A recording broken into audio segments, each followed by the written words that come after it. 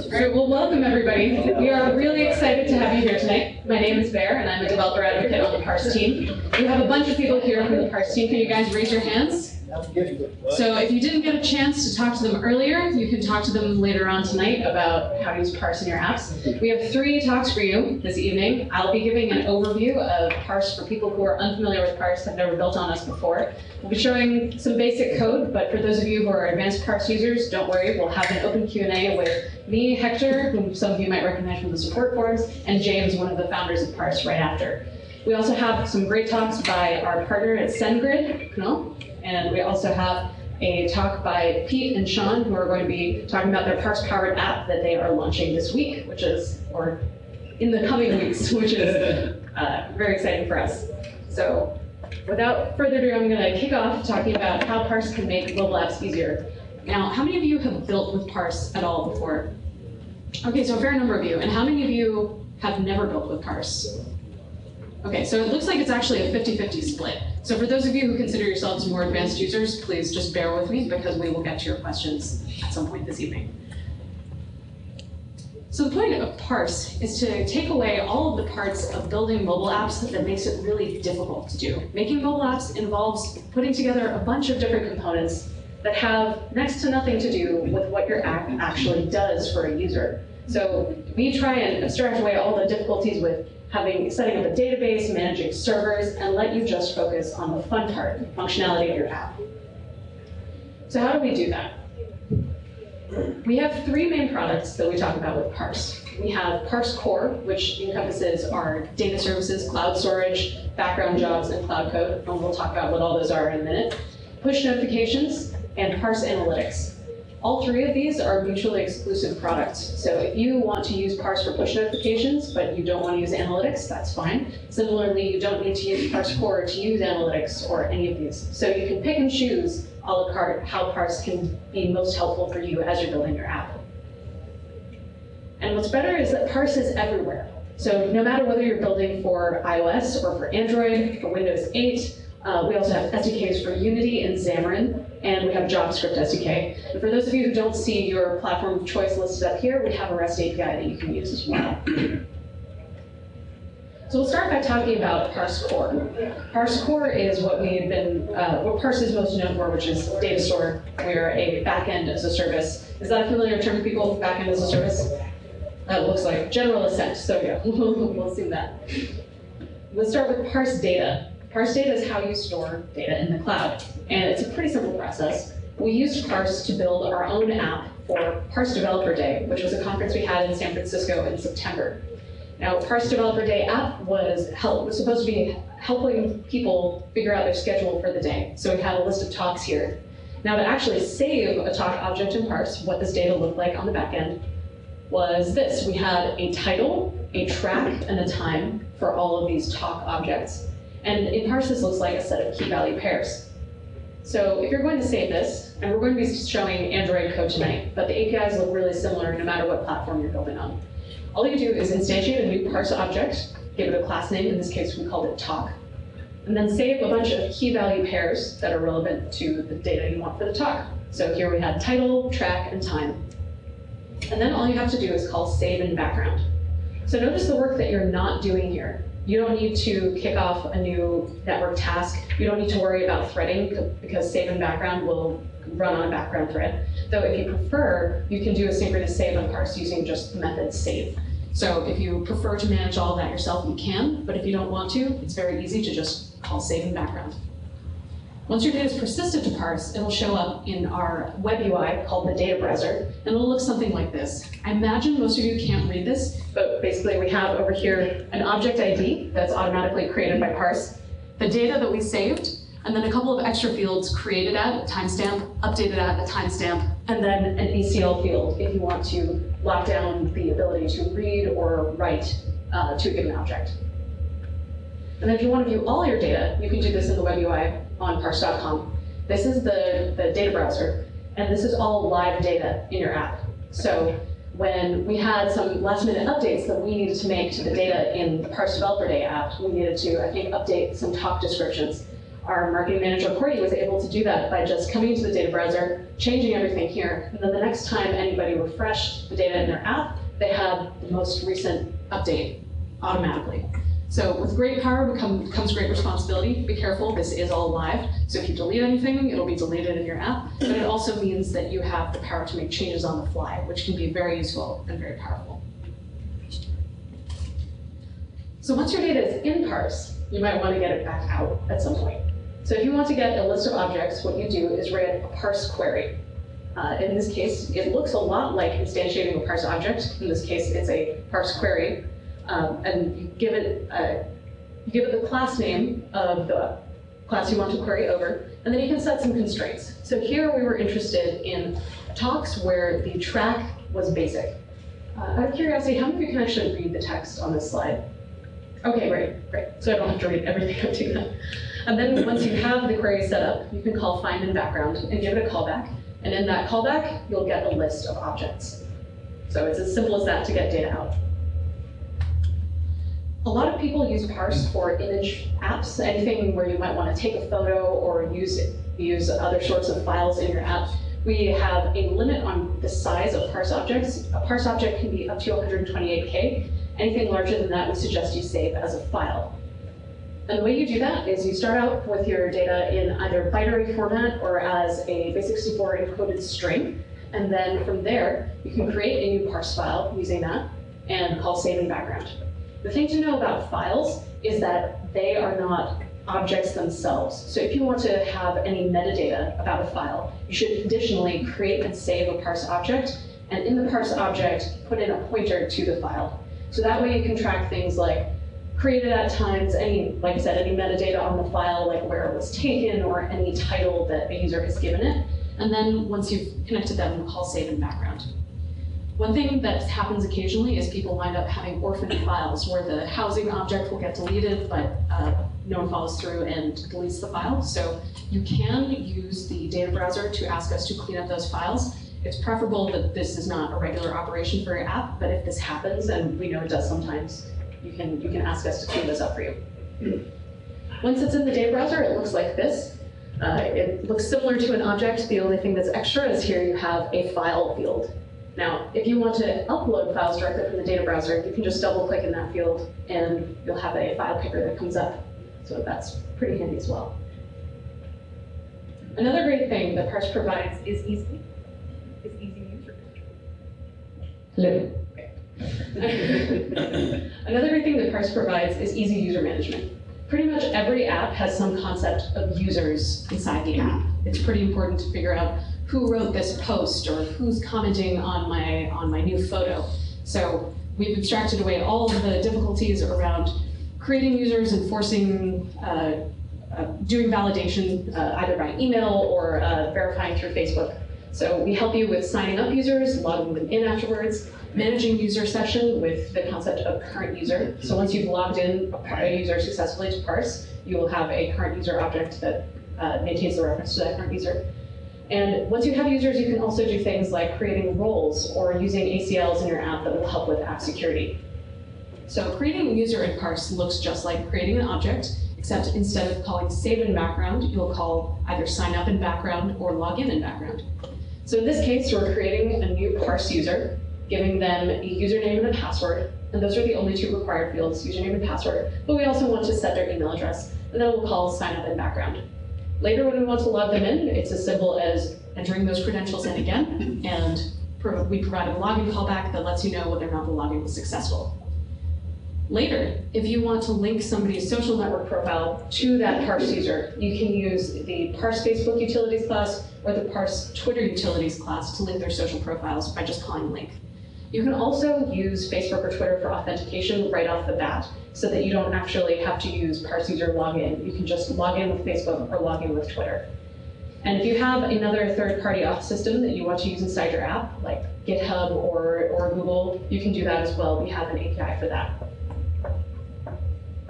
One of the great features of Parse is that we allow you to run custom app code on our servers. We call this cloud code. And it's essentially vanilla JavaScript that you can use to run anything that you might want to say, before an object saves, you might want to do some data validation, or you might want to verify a request or increment some count in your app after somebody's saved a new object. And you can do all of that in Cloud Code. Cloud Code also gives you the ability to run long-running jobs. We call these background jobs, also commonly known as cron jobs. So if you have to say, email your users once every 7 days, you can run a job that will take care of that for you. A simple background job might look like this. So in Parse, we have a library of cloud objects and functions. In this case, we're defining a new cloud job, calling it user migration. And then all we're doing here is querying for all of our users. And then for each of our users, we're migrating them to some plan that we've passed in.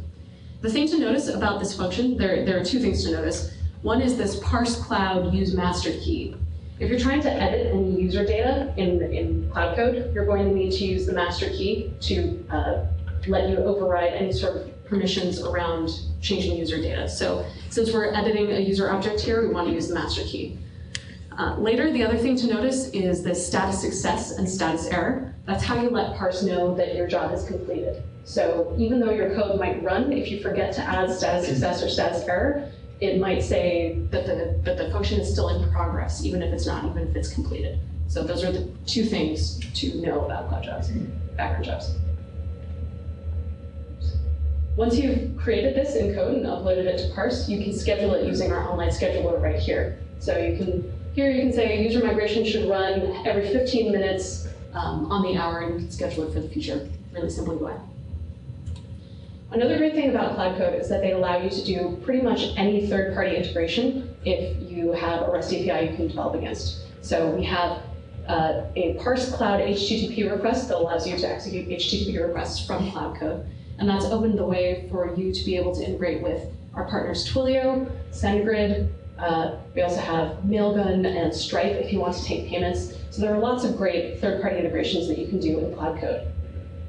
We also have some first-party cloud modules that are for things like changing images if you want to resize them, crop them, rotate, or scale, and also for maintaining user session if you have server-side apps on Parse. And if any of you guys have questions about our cloud modules that exist already or ones that you might like to build, we'd love to hear from you in the questions section.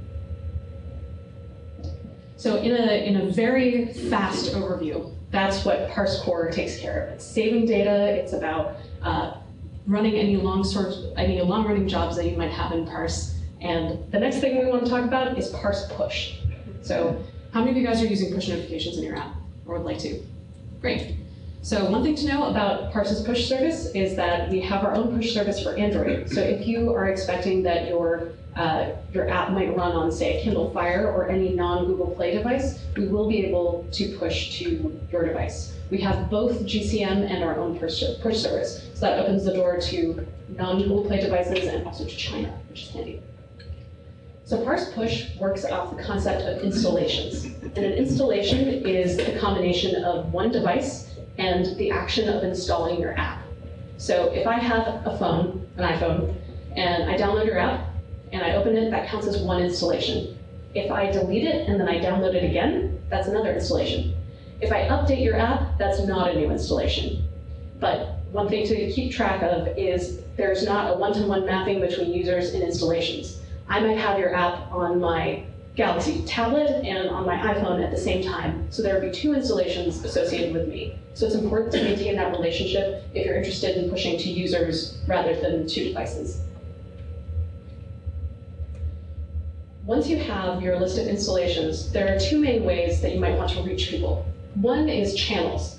Channels are useful if you have stable interest segments where you're pretty sure that the same group of people is going to want an update consistently. So in this case, we have a channel that's set up for people who are Giants fans in San Francisco. And we know that the Giants fans have chosen to receive updates about the Giants, and that's probably not going to change over time. So we can send a push notification to that channel saying, hey, the game starts in 5 minutes. And this looks like creating a new push and then sending in the background, just like creating a new Parse object. Now, again, this is the code example from an Android client-side push. In general, you would probably want to push from Cloud Code rather than directly from the client, or you'd want to send push from our push console. This is just for the sake of consistency, and it will look very similar in Cloud Code. Your other option is if you don't know off the bat who is going to be interested in receiving this push, you can write a query for the people who you think will be interested and then send the push to the people who match that query. So for example, if I'm trying to send a push notification to everyone who is between the ages of 18 and 50 within 5 miles of Austin, because I want them to know about my South by Southwest event, I can run a query for people whose last geotag was in that range and who match that age criteria, and then push that query. And it will look something like this. You create an installation query, and here we have where Facebook employee is equal to true, and then you send the push to that query by calling push set query. And that way you can dynamically send to people who you might not know ahead of time who will be interested. Just like the data browser, we have a web console for people who want to be able to send pushes without having to write any code. So this is our push console that lets you compose a message on the left-hand side, preview it on the right-hand side, and you can do your targeting at the top. You can send it to everyone, or you can send it to channels or a subset. And then at the bottom, you can decide to schedule the push for right away or at some time in the future. And the cool thing about the scheduler is that if you decide to send in the future, you can, with one check, send it in local time to all of your users. So if you have users globally and you want to send a push at 11 o'clock in the morning Austin time, but you know you have users in India who that might wake up at 3 o'clock in the morning, you can just check that box and we'll take care of making sure the push is delivered at an appropriate time. The last thing that we want to talk about today is Parse Analytics. And Parse Analytics is a great way to keep track of how people are using your app. You can track any data, like the types of API calls people are making, whether they're responding to your push campaigns, and any custom event that you want to define in Parse. So if you're using Parse data, you're saving things with Parse Core, you'll automatically, out of the box, get information about the types of requests people are making in your app. So on the left-hand side, on the right-hand side, in case you can't read it, this is a list of API requests, and you can filter by platform. So here I'm looking at requests from Android. You can filter by class type, and you can also filter by request type. So you can see if people are making a lot of, say, creation requests for a particular class. So are people uploading a lot of photos? And is it different between iOS and Android, how many photos they're uploading? This is all stuff that you can find out without having to explicitly track any sort of analytic event. Beyond that, you can decide to track things that are important to you. So say, for example, we want to figure out who is signing up for our app and whether their referral source is having any bearing on their later activities in this app. Here we can decide to create an event called sign up, and we want to track dimensions like gender, referral source, how many friends are already using the app, and whether or not they were directly referred. One thing to note about this is that each event can have up to 4 attributes, and all of these attributes should be strings. So here you can see that we have the number of friends using the app is a string 35 instead of the integer 35, and true is a string instead of boolean value. Now, what does this look like in code? In the case of Android, it's like saving a map of attributes to a map called dimensions, and then saving that along with the sign-up event using Parse Analytics track event. In iOS, this would look like an NS dictionary, and in Windows 8, all of you .NET developers, it would be an IEnumerable, and then you can just call track event, and that will show up in your custom analytics dashboard. So just like the regular analytics dashboard, you can toggle here for custom events. Here you can see we have a custom breakdown, which is called contest response, which we were trying to track whether or not people were opening push notifications about new contests on weekdays versus weekends, and whether or not they would go on to actually participate. So here we can toggle by platform, and you can see that we tracked the dimension day of week. So we've got Wednesday in the dropdown here. We can also track by country. So if you're interested in doing more data mining on this stuff, you can also download your information from Parse and do some further digging if you want more information than it's just displayed here. And knowledge is power. So using Parse Analytics, you can track if certain features are being used in your app, whether people are opening your app from push notifications or not. You can track whether users are canceling out of the flow. So if they're getting this close to a purchase, but then not closing the deal, you can try to figure out why. And then if certain features are throwing errors more often than others, are people quitting unexpectedly in the middle of using your app? And one great thing to know about Parse Analytics, too, is that you get 1 million API requests for free per month on Parse. So if you're just using us for analytics, that is a really cost-effective way to track what's going on in your app. So in a whirlwind, that's been what Parse provides. We have Parse Core, Parse Push, and Parse Analytics. And we're happy to take, I'd say, 3 questions right now, and then we'll open up the floor at the end of the presentations if you guys have anything you want to talk about. And I don't know, Hector and James, did you want to come up for these 3? Does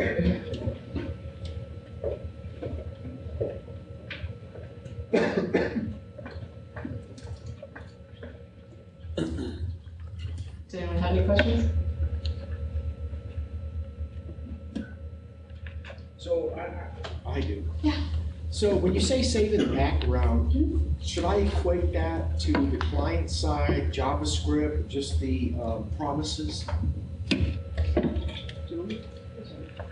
So that's more about, well, it's not really that related to the use of promises in JavaScript, which lets you sort of cleanly capture the callback and pass that around.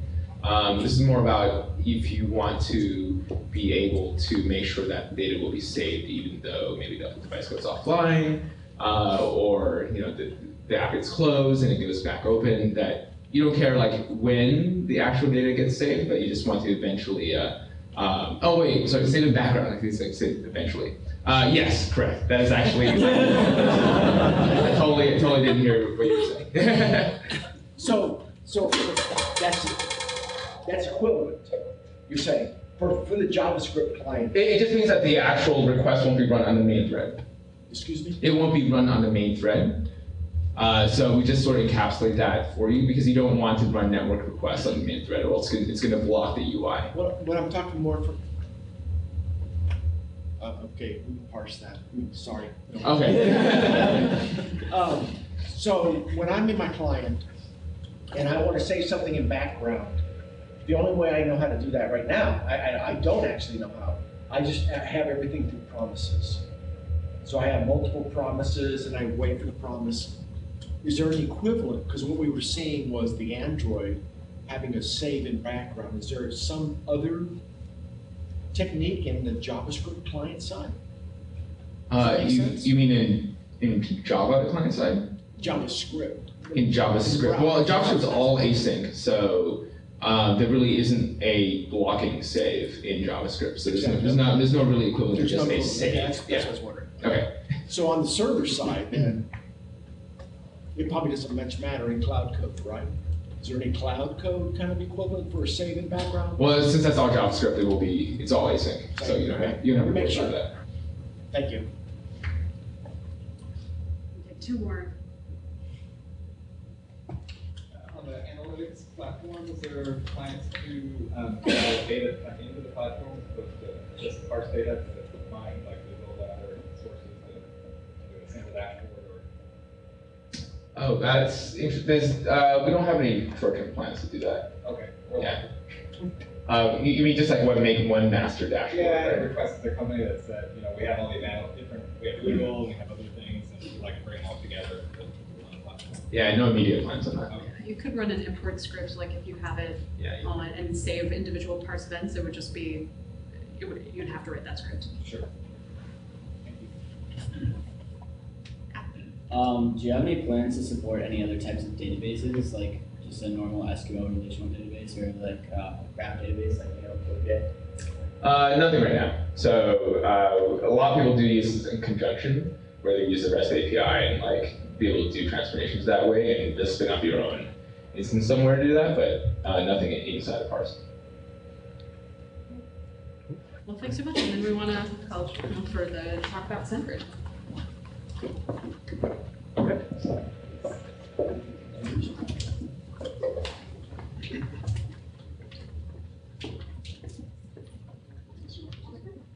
I don't need to click it. Let me get my laptop. Well, while he's setting up, we can probably take one more question. Do we have another brave volunteer? Yeah. If I wanted to create an offline app, which some of the clients are asking, would be asking for, is there anything that Parse would have that supports synchronizing an offline database to Parse? So what are you building for right now? Are you using core data on the iOS app, for example? It's or just a hypothetical scenario. So the answer is that right now, you would have to do some work to synchronize something like core data with your Parse app, and you would have to take extra steps there. But you should stay tuned because we are going to have some exciting updates to talk about soon. Can you talk more about that? I don't know if I can. I bet you can. You mean like updates as in tonight or? No, like not as in next tonight, week? but relatively soon. Where do we, Airplane 2, I think.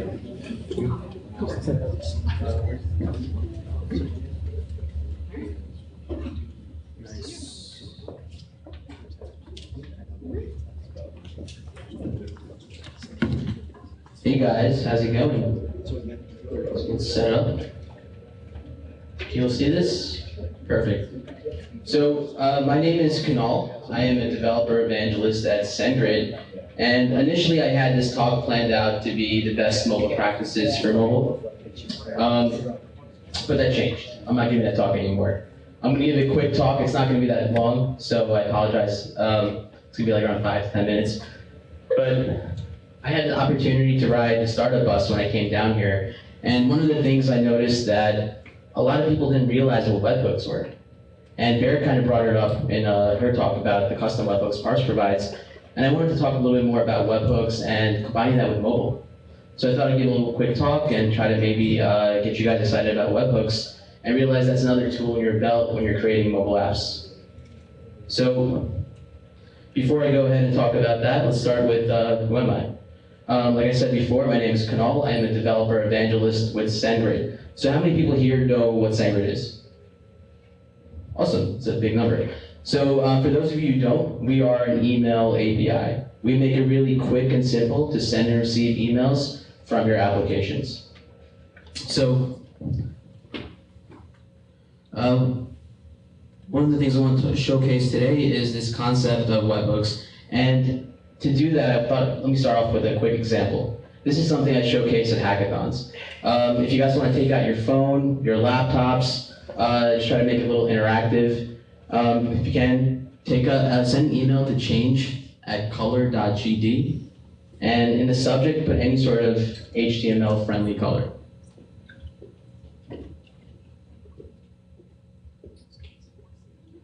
So what's going to end up happening is, again, back to webhooks, SendGrid is actually going to parse out all the components. So someone just trolled me and made it black.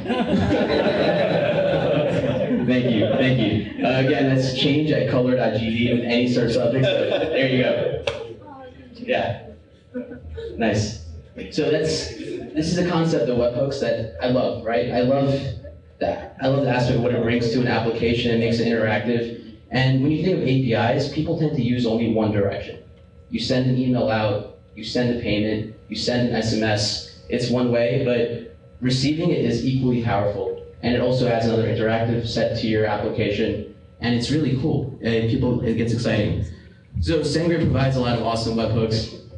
As you can see, it lets you, take those parts of the component. Right now we're looking at the subject. We can also let you know when someone opened up an email, and you can take action on that too. So right now, all of you guys are getting emails from us as well. So it's both-way communications. And we can apply this to mobile as well. So as Bear brought up before, Parse has custom webhooks. And so for this talk, I thought I'd make a custom webhook and showcase a mobile aspect of webhooks. So let me load up Xcode, like the simulator right here. So I'll leave the color changing in the background if you guys want to keep doing it. Please don't troll me. All right, so let's see if I have this set up. So here's another example. I made this grocery list app over here, right? And this is built on the Parse platform. I'm using the PF query table over here, so you can see it just swipe down, it automatically refreshes, connected to the class I have in Parse. Again, this is a grocery list app, so let's just say I'm just adding groceries. I'm gonna put in, I don't know, what's a common grocery? I'm gonna say Oreos. I love Oreos. That's how marketing's working. Yeah. All right, good. So this is just how a normal app would look like, right? But what if you add webhooks to it? So I created this quick webhook with SendGrid. It's kind of a weird, long domain, but feel free to send an email to it. Ad@webhook.bymail.in. Again, this is using the custom webhooks built in with Parse. It's really cool. And the concept was, I just want to showcase how you can use webhooks and like think of someone just buying groceries and they want to have one source, one list of everyone and know what everyone wants. So people can just email in the subject, put the grocery list in the subject, and people can email it in, and let's see if something came through. Doritos, nice. So I ate Oreos over there, some email Doritos. Pampers, celery, learn SendGrid. Nice. SendGrid.com, folks. That's how you learn SendGrid. So yeah, so this is using webhook. So this is taking advantage of SendGrid's webhook and Parse's custom webhook, and just it's really awesome. So I just wanted to, I just had this experience in the startup bus, and I'm like, look, people don't know about this. There's more to APIs just sending out. You can receive in. And that's a quick talk on how there's another tool in your belt when developing applications. So you'll sort of open it up to questions. If you guys have any questions, let me know on SendGrid or on webhooks. Ask away. Yeah. Does SendGrid do any like smart parsing of the emails that they get? So we don't do any smart parsing. We take the components, the from, the body, the subject, and we post it to whatever application you tell us to. And from there, you can build out the logic. Yeah. Yes? I'm assuming you can also send in images and other files? Yeah, you can send images, any sort of number of attachments, and then you can take that data and do something else with it too. Yeah. We also have libraries built in multiple languages. So whatever you're into, we have Objective-C, anything else, really easy to put it in. Obviously, Cloud Code makes it super easy to do. Yeah. Yes? I'm assuming that means security is up to us as well. What's that? Security is up to us as well. Yes. Like sanitizing the subject. Yes, exactly. And so what we do is we also give you a spam score. So whenever you have receiving incoming email in, we'll tell you, look, this is a spam email, this is not. So you can choose just to ignore it based on the spam score, and we'll tell you what flags are raised as well. So if someone mentioned Viagra a couple of hundred times, you can be like, ignore that email. Yeah. Cool. All right, like I said, again, this was a short talk, but I'm glad you guys enjoyed it. Thank you.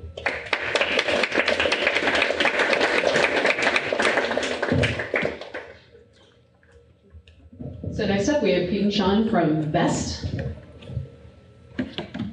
Anyone know any good jokes while they set up? Only mediocre ones. Only mediocre ones? You want to tell me your joke? No, I'm set up. Good timing. Perfect.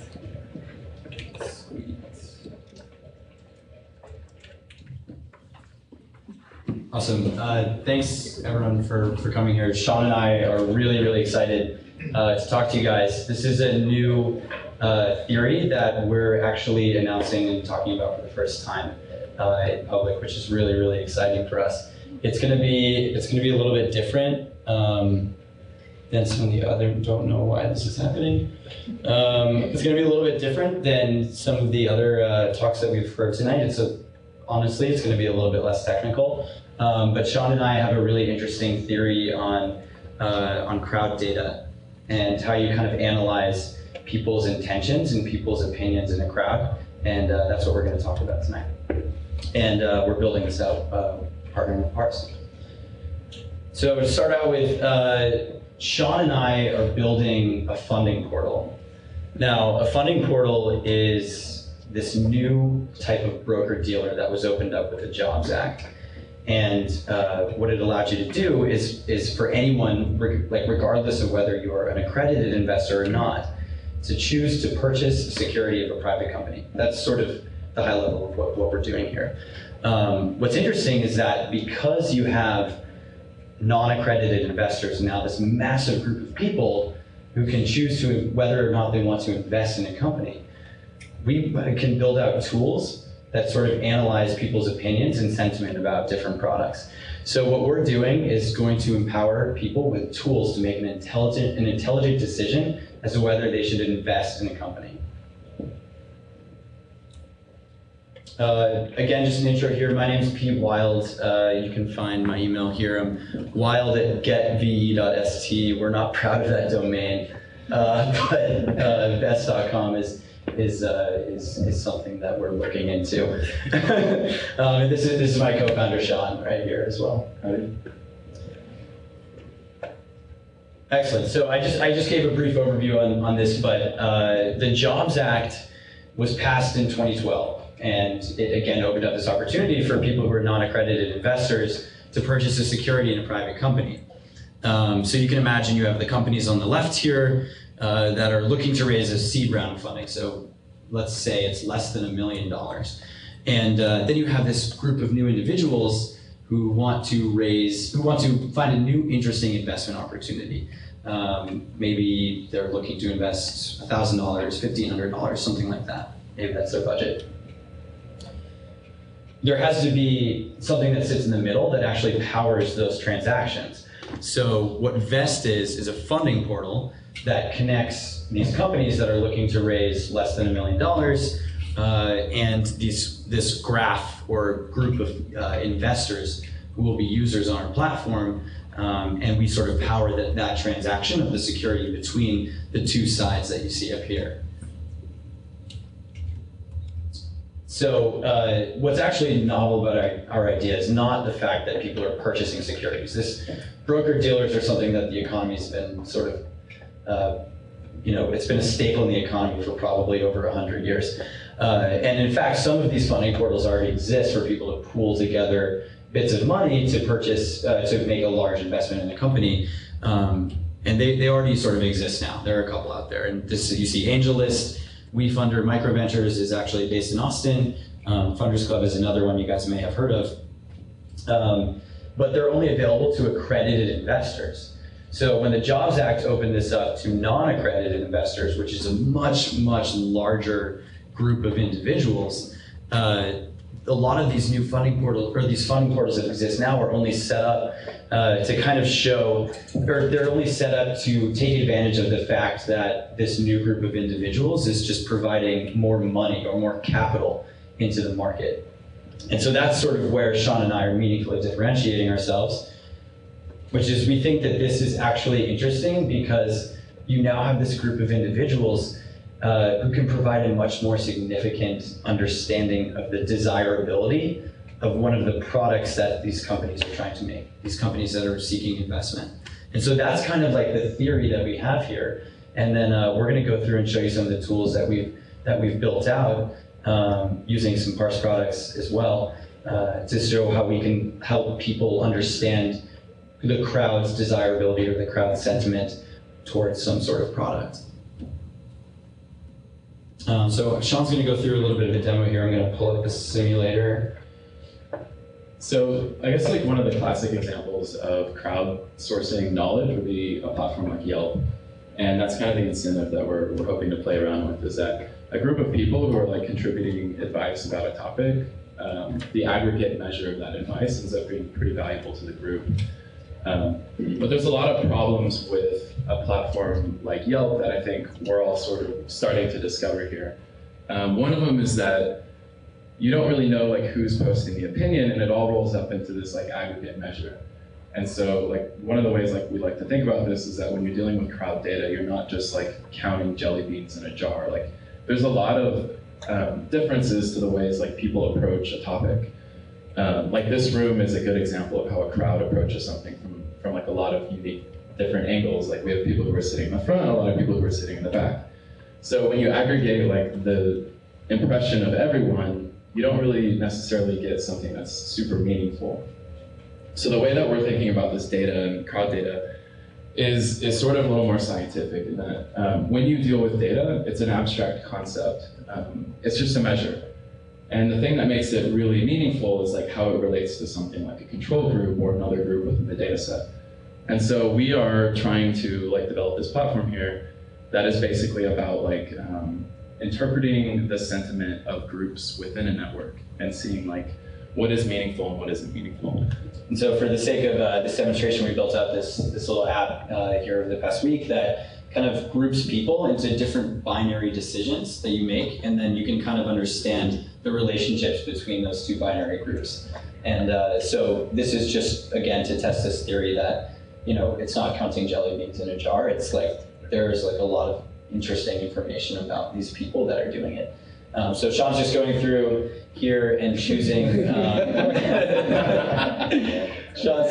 don't choose cold shower. So Sean's just basically placing himself now in a lot of binary groups here. So this is pretty rudimentary, and honestly, like the full vision we want to do with South by was to enable this around the South by Southwest data, because this is my third South by Southwest, and it's always like a logistical nightmare. And one of the things that you're all constantly doing is wondering, like, like talking to people, like, where should I be? And that's kind of the strength of a crowd, is like have this like really diverse set of opinions and like insights, and you need to get at the individual groups within there. If you average out, you end up like losing a lot of context. So this is like a demonstration of how you can do that. So we have like 7 questions, and each one makes you designate yourself within a category. One of the problems that I know from like network analysis is that a lot of times like the clusters that define a network group are really like poorly defined, or they're defined by like a type of activity. And so we're sort of getting around this by having people fall into like an A or B group. And then what happens is like you can go and see, like for cat and dog people, like what's the distribution between those groups and like the music and film people. The way that we were planning on doing this for South by is to have attribute filters on users that would be really relevant. Like, is this your first South by Southwest? Like, your opinion, if this is your first South by Southwest, is different than your opinion if it's, like your third or fourth.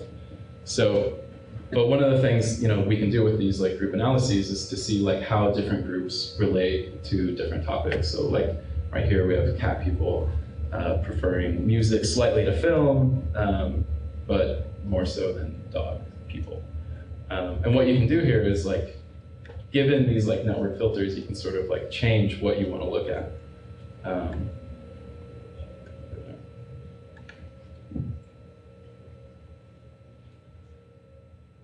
So here you would see like the breakdowns between these different types of personality groups that people fall into. And what it does, I think, is like give you an ability to then filter out crowd opinion that you don't necessarily want. Like my friend Eric said earlier, like a lot of times when you look at the crowd data, you think like these people don't have as good a taste as I, so why should I listen to their opinion?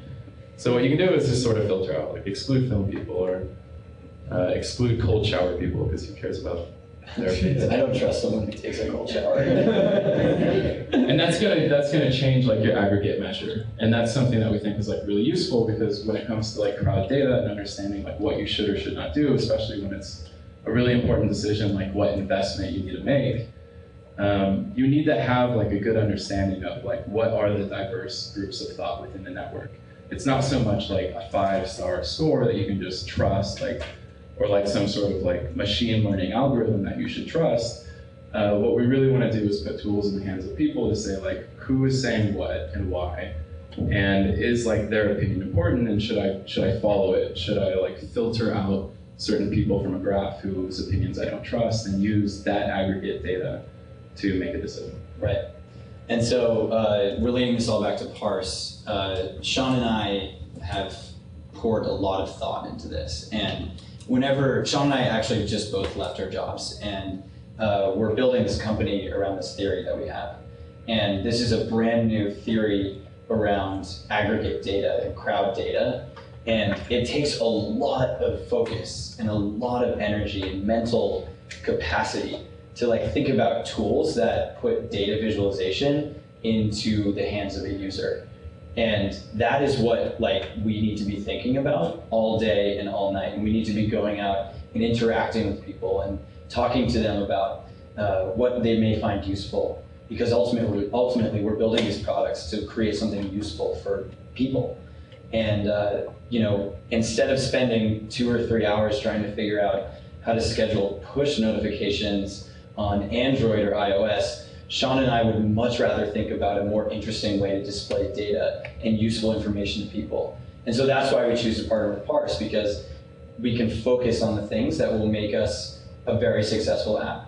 And we can let Parse handle the other bits of the information that are essential for us to have a successful app, but it only takes us like 15 minutes to do it. So that's why we're partnering with Parse, and we're happy to take any questions you guys have, and we'll be around afterwards. Anything?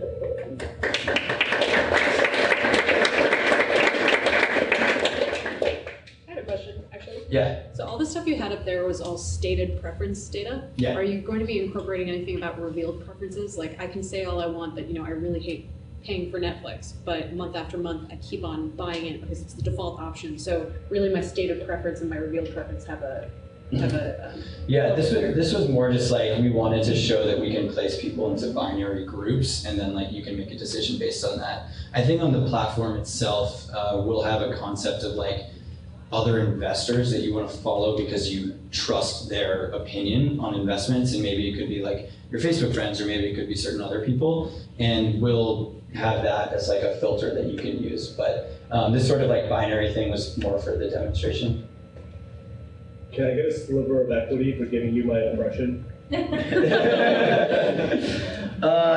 So I'm actually sitting, I was at a hackathon last week and I saw something really interesting called Ripple. And it was essentially Ripple. It was essentially this, even though the name has already been, there's already a company that's fairly established called Ripple, but it used a really similar interface in that you swipe an opinion, except it crowdsources like tweets on a network, and you say, I like this tweet, or I don't like I like this statement, or I don't like this statement, and then the statement can move up ranks in the network. And I'm wondering, I think it's really interesting that you have this binary integration. It's almost like semantic sourcing of people's individual opinions to create contextually relevant relationships. And what I'm wondering is, are you going to tailor this to building, and not only building intrinsic connections between investors and companies just based on not only this is your business, but this is who you are as a person? I'm wondering if there's any application for this kind of a software to be used in the NEET market. NEET, neither in employment, education, or training. There are 26 million Americans that aren't able to find jobs, and there are so many employers that aren't able to fill jobs because there are so many people that have the right skill set, and employers just aren't sourcing them in the right way. So I'm wondering if you're using these contextually relevant intrinsic connections to build any other form of network other than just between investors. That's a great question. I think that's sort of the excitement that Sean and I have here is like, the funding portal aspect of this is actually the vehicle by which we can test this theory. And so that's what we're gonna start out with. And we need to remain focused on that and like build a really good experience for both companies and investors. But you're exactly right. This could eventually become something where it's like Sean and I were talking about earlier tonight, like the amount of growth in this city is incredible. And like, the skyscrapers that are going up is like a $500 million investment. And like, it's kind of just like probably a couple dudes making that decision. And something like this could be something that actually powers this sort of like sentiment about what people want to see in that city. So, or in that certain location. So it's a great question. We're gonna remain focused on the investing side for now, but it's the vehicle by which we can begin to test it. To that effect, to tack on, looking up a company called Worksite up in New York. It's basically a mashup of the foundations of OkCupid and LinkedIn for HR purposes. So hiring for cultural preference. Everybody has a certain skill set, but you want to find a company that you can court, that you believe in, and has some of the same value sets. So that might be a thing to at least model after or reach out to. My actual question, I like this binary system, but are you quantifying individual influencer preference? Over time, these people have social profiles that should be incorporated via Parse, and makes their opinion a little bit more valuable than everyday Joe or Jane, Yeah, so one of the things that was missing from this demonstration is that we didn't really tie the groups to any like specific value that you could then filter on. So if you imagine like an investor network and users have attributes and you're filtering on that, there's probably some metric attached to that, such as like your return on investment or like the number of companies that you've been involved with, that you can use then to sort of layer on top of that and filter out like groups that have like low scores or groups you don't agree with. Cool. I don't want to, Sean and I will be around if you guys have any more questions, but I know Bear wanted to have everyone come up and ask more questions about the Parse stuff, so. Oh, for all of us. So if we Yeah, can for get everyone. all of you come up, and then So. if we can get Hector and James back up. Cool. We'll take questions on anything. So anything from tonight is fair game. Anything we didn't talk about Parse, or anything we didn't talk about SendGrid, feel free to ask anything. Yeah. Can you talk more about the analytics for that that application you created for Parse, basically the contest that ran, or? Oh, yeah, so that was a demo application, so we didn't have any results. It was just me and a couple of friends testing it, but the idea was that, well, we didn't learn because it was us testing it, and so we could consistently find that weekdays led to more responses, because that's when we were working and testing the app. Yeah. But we had a hypothesis that that would be the case, so we proved that out. The visualizations on your app look really good. Is that like an open source library, or are there resources? Which visualization? So like graphs? That was CorePlot, was the library that we used for that. We actually have a way cooler one for our second player. Yeah, I can pull it up actually. We had like some really interesting like parallax views that we were using to like navigate around a big graph, but we didn't have time to like basically build a version of it that we were comfortable releasing to the world. But everything will be like some cool custom stuff like that. Since Parse is now attached with Facebook, are there any new functionalities you're adding, integrating with Parse and Facebook, or for social media connection? Seems right.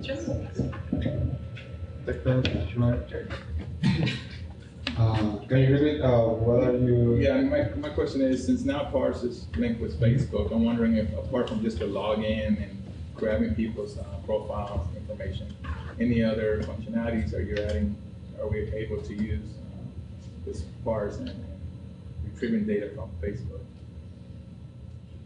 Does that make sense?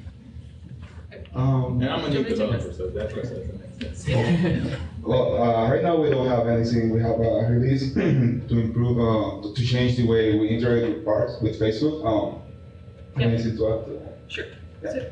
So basically, there aren't going to be any APIs that are only available through Parse if you're trying to integrate with Facebook. We don't want to wall things off in that way. We're interested in having an open platform both for Parse and for Facebook. But one thing that we are committed to is making sure that Parse and Facebook integration is stable and more consistent. So you'll notice that there are lots of releases of the Facebook SDK, and they're not synchronized at the same time with the Parse SDK. So what we're working on is making sure that each release is going to be working seamlessly with Facebook, the new Facebook SDKs. So any changes, you shouldn't have to feel as Parse user. But beyond that, no, there won't be any Parse-only Facebook APIs.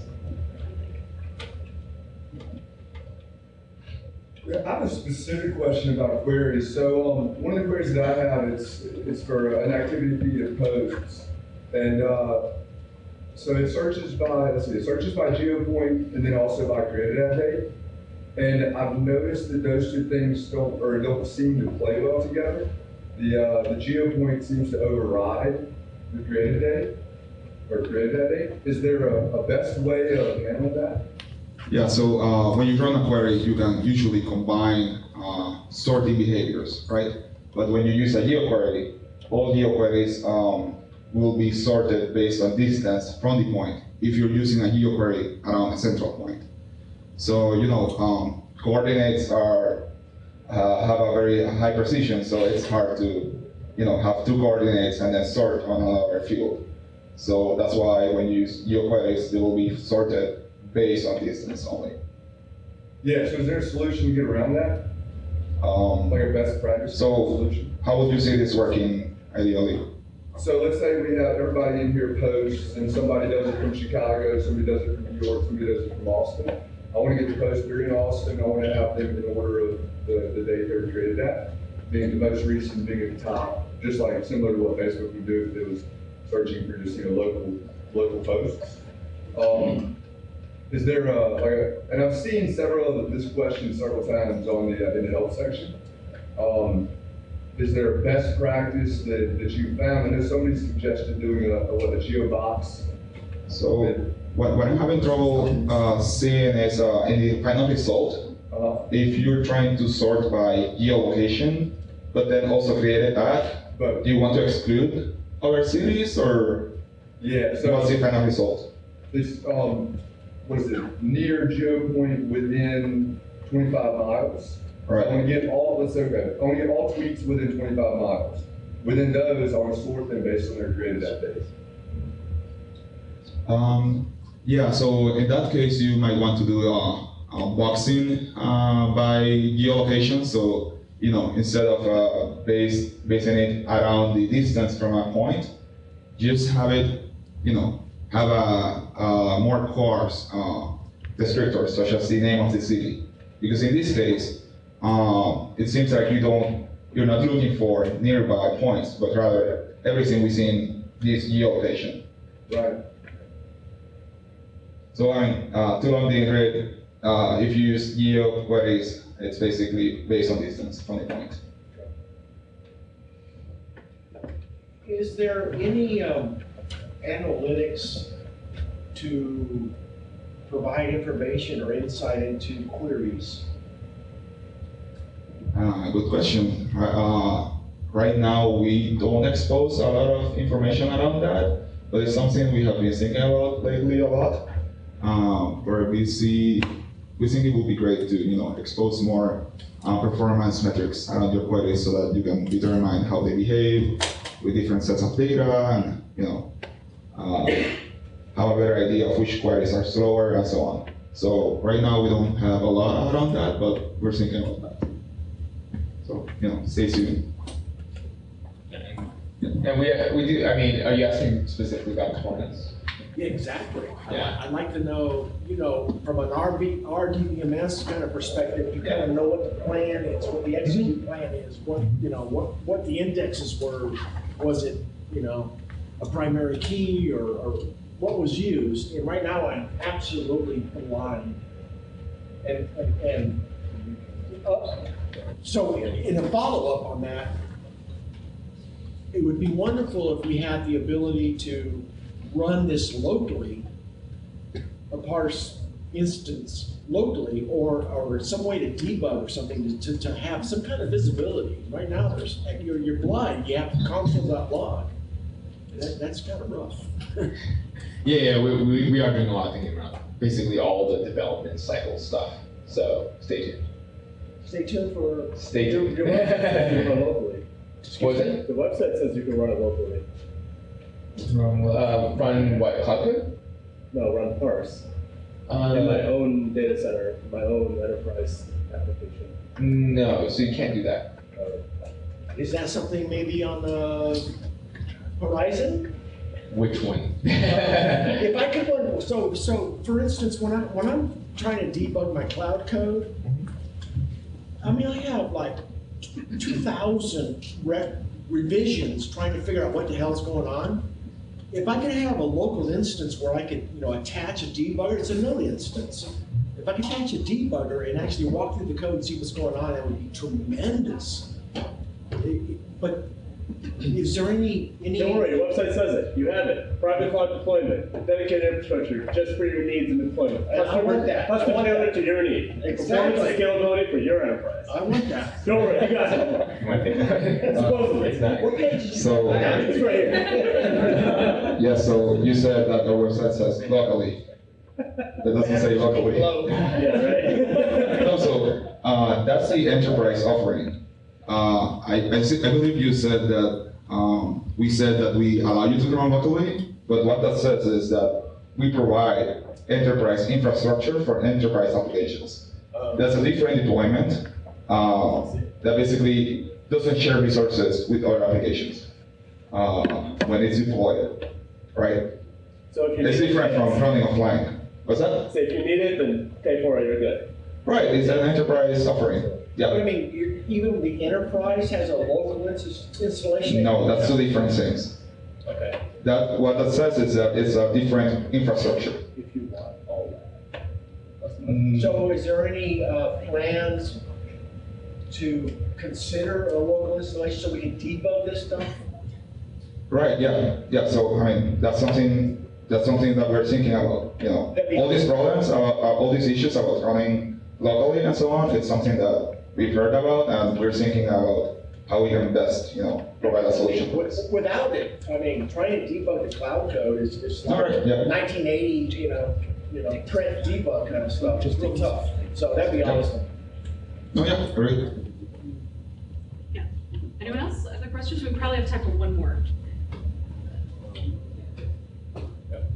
So I'm working on something right now that I'm interested in having kind of opening a streaming connection to Twitter and kind of basically pulling in data from it, from a Twitter list, for example. Right now, what I do is I'm polling. Like I have a cloud job that just sits there and polls every 60 seconds. Do you guys have any plans either from like service to service or even from service to client? I'm not sure if that exists yet to support streaming, anything like that. So not right now. Not right now. All right, well, we'll all be around if any of you guys have questions that you want to discuss one-on-one. And thank you so much for coming tonight. Hope you guys had your fill to eat, and there's still some drinks out there, so we'll be happy to chat with you now. So.